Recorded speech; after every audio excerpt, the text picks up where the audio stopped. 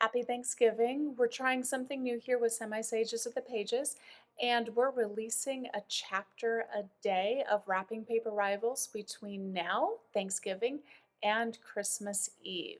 So, Wrapping Paper Rivals just came out. It is My Sweet's Christmas romance about two rival toy store owners at Christmas time. They're being forced to work together to save the foster kids' dinner. And there's a contested cat relationship, which, if you guys are fans of the show, you know that my cat Winchester always shows up in inopportune moments as we're recording. And there's also a sassy ghost who keeps turning on Mariah Carey and may want this couple to find love under the Christmas tree. So if you like the Semi Sages of the Pages doing this, let us know. Like, subscribe, comments. You guys know the drill, all of that stuff. So in the meantime, happy Thanksgiving, Merry Christmas, and enjoy Chapter 1 of Wrapping Paper Rifles. Chapter 1. The Nutcracker Suite began playing over my store speakers, and I raised my hand, pretending to conduct an orchestra as musical chimes sounded throughout the famous Christmas piece. Caught in the moment, I closed my eyes, taking a break from all the Christmas chaos to enjoy myself. I would have to do the math, but I was betting today, the day after Thanksgiving, was my highest sale day ever. The beautiful orchestra music cut off, and Mariah Carey at full volume belted from the speakers, rattling my store's windows. My eyes flew open.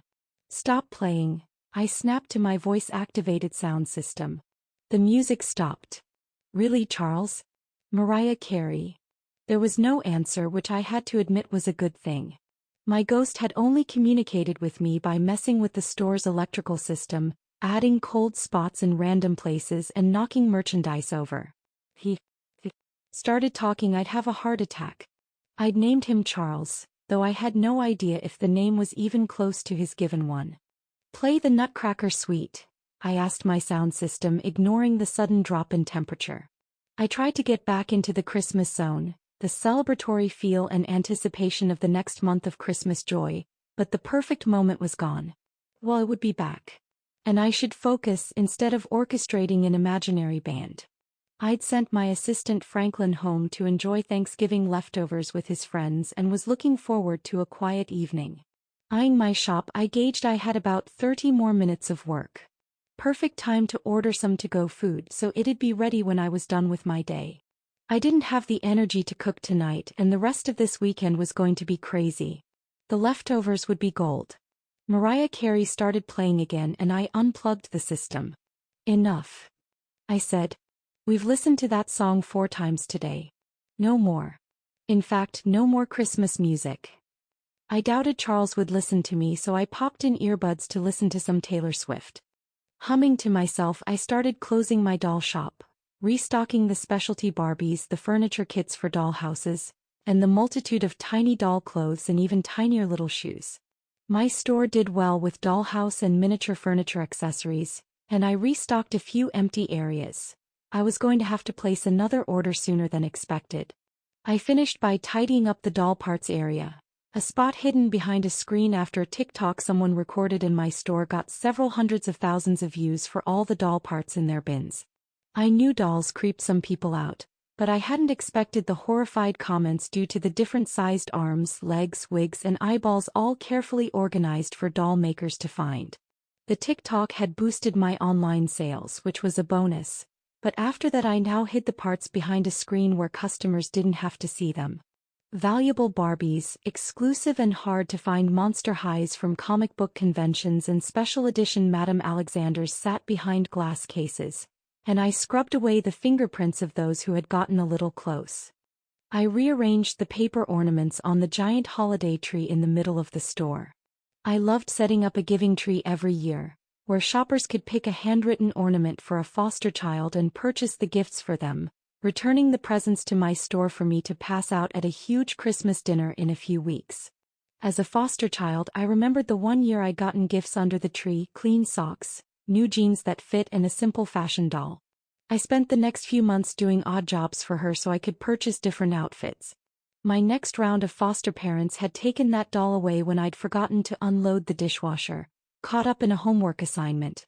I'd never seen her again and within a few weeks, was sent to another foster home. Shoving away the memories, I ran a compressed air can through the dollhouses, blowing away any stray dust over the furnishings and straightening the Christmas decorations I'd hung within. A rattle at the front door caught my attention. I turned around and shouted a "sorry, closed" to the woman who'd cupped her eyes to see within the store. Knowing if I paid any attention she'd keep knocking or pleading to be let in, I turned my back and kept on dusting. I had a firm rule about reopening after I was closed, even during Christmas. If I stayed too late I wouldn't get any rest.